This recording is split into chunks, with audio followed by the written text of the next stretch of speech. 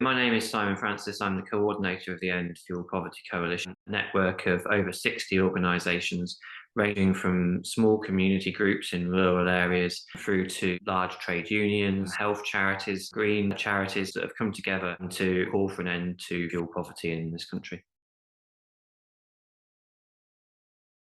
As the numbers in fuel poverty have been increasing, especially in the last 18 months, we have seen this grow up the political agenda. The energy industry is very good at responding to consultation. What is less heard is the voices of people who are actually experiencing fuel poverty. Having a home that is well heated and is safe to be in is a basic human right.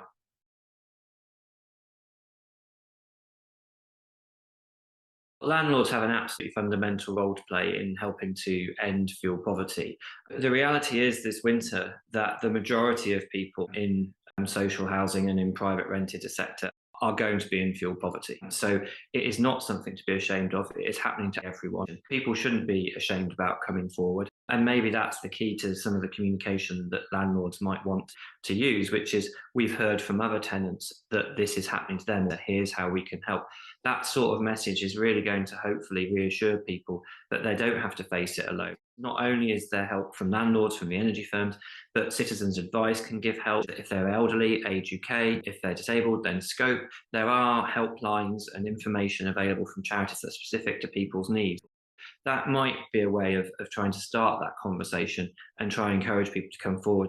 The people who are in fuel poverty need to be given a voice, not just by the authorities and by the energy firms, but also by the government and the decision makers who can actually do something about the problem. New figures show that the levels of fuel poverty in the private rented sector and in social housing are going to explode over the winter. In 2020, there was around about 25% of homes that are in the private rented sector in fuel poverty and around 18% in social housing.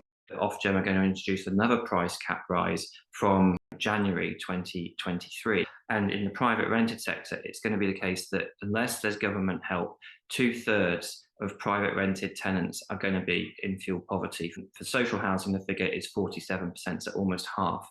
So huge increases in the numbers of fuel poverty homes. And that's why this campaign and why government action is really important to help all of these people.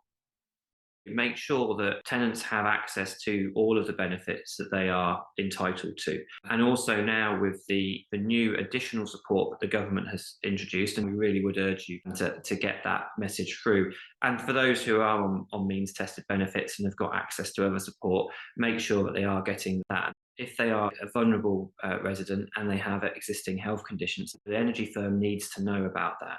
And the energy firm has a duty, a legal obligation to put those sort of tenants on a vulnerable register.